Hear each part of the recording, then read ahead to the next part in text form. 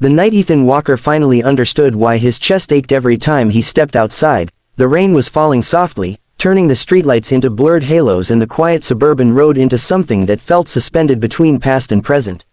He stood by his front window, one hand resting on the frame, the other clenched around memories he had never learned how to let go of. Across the street, a light flickered on in the house he tried so hard not to look at, and his heart reacted before his mind could stop it. Some pain does not announce itself loudly. It waits, it breathes with you, and it hurts most when you pretend it isn't there. Before this story pulls you any deeper, if you believe in kindness, second chances, and the quiet power of human connection, please take a moment to like this video, share it with someone who might need it, subscribe to the channel, and tell us in the comments where you're watching from. Your support helps stories like this reach hearts that need them. Ethan had not planned to become a single father. No one ever does. Life had once looked ordinary and safe, filled with routines that felt permanent. He had been a husband who rushed home from work to make dinner, a man who believed the future could be planned with calendars and savings accounts. Then one winter, everything collapsed in the space of a hospital hallway that smelled like antiseptic and despair. His wife, Claire, the love of his life, did not come home. What came home instead was silence, unanswered questions, and a 3-year-old daughter named Lily who kept asking why mommy was sleeping for so long. Grief did not arrive all at once. It seeped in slowly, through the cracks of everyday life. It hid in empty pillows, untouched coffee mugs, and the way Lily sometimes stared at the front door as if expecting it to open and fix everything. Ethan learned how to braid hair with trembling fingers, how to pack lunches while fighting tears, and how to smile in public even when his insides felt hollow. He learned survival, but healing was another thing entirely. When Ethan moved into the small house on Maplewood Lane, he thought a new place might help him breathe again. New walls, new streets, new beginnings. What he did not expect was Emily Parker. She lived next door, in a house filled with plants, soft lights, and laughter that sometimes drifted through open windows. She was a nurse at the local clinic, known in the neighborhood for helping elderly residents with groceries and waving at everyone like she genuinely meant it. She reminded people that the world could still be gentle. From the very beginning, Ethan noticed her. He noticed the way she knelt to Lily's level when they first crossed paths, offering a warm smile without overwhelming her. He noticed how she respected silence, never pushing, always patient. And that was precisely the problem. Emily reminded him too much of what he had lost and too much of what he was afraid to want again. So he avoided her. He timed his routines to miss her morning walks. He took longer routes to the car. When their paths crossed unexpectedly, he nodded politely and retreated as quickly as possible. To the outside world, it may have looked like shyness or indifference. To Ethan, it was self-preservation. Every glance at Emily stirred something dangerous inside him. Hope, and hope, after loss, felt like betrayal. Life continued in small, exhausting cycles. Work, school drop-offs, late-night laundry, bills, and the constant fear of failing Lily in ways he could not see yet.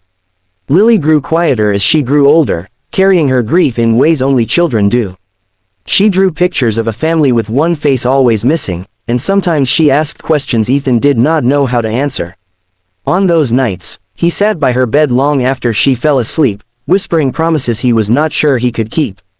Emily noticed everything, even when Ethan tried to be invisible. She noticed the exhaustion in his posture, the way Lily clung to his hand a little too tightly, the loneliness that lingered around their house like an unspoken story. She never forced her way in. She simply stayed kind. Sometimes she left baked goods on their porch with a note wishing them a good day. Sometimes she waved from a distance, her smile steady, never demanding more than Ethan could give. The tension between avoidance and proximity built quietly. Seasons changed. Leaves fell. Snow came and melted. Lily started school, and with it came new challenges. One afternoon, Ethan was late picking her up due to a work emergency. Lily waited alone longer than she ever had before, her fear spiraling into tears. It was Emily who happened to be there, volunteering at the school that day, who sat with Lily, comforting her, making her feel safe until Ethan arrived, breathless and ashamed. That moment cracked something open inside him. Guilt mixed with gratitude, and fear tangled with relief. He wanted to thank Emily, to explain, to say something meaningful. Instead, he retreated again, angered at himself for being unable to face the emotions she awakened. Avoidance became his shield, but shields grow heavy when carried too long. One evening, After months of distance, Emily finally asked him why he kept avoiding her. It was not said with accusation, but with quiet curiosity and hurt. Ethan stood frozen, words pressing against his chest like a storm. What he replied was not rehearsed or polished. It was raw truth escaping before fear could stop it. He explained that looking at her hurt because she reminded him of love, of possibility, of a life that did not end in loss. She reminded him of everything he was afraid to feel again. That admission did not fix everything. But it changed something. Emily did not step back in embarrassment or pity. She listened. She understood. She gave him space without disappearing. Slowly, painfully, trust began to grow in the gaps between their interactions. Healing did not arrive as a grand moment. It arrived in ordinary kindness. Shared smiles. Lily laughing freely around Emily without fear. Ethan realizing that honoring the past did not mean denying the future. Lily was the first to accept what Ethan resisted. Children recognize safety faster than adults. She gravitated toward Emily, finding comfort in her calm presence.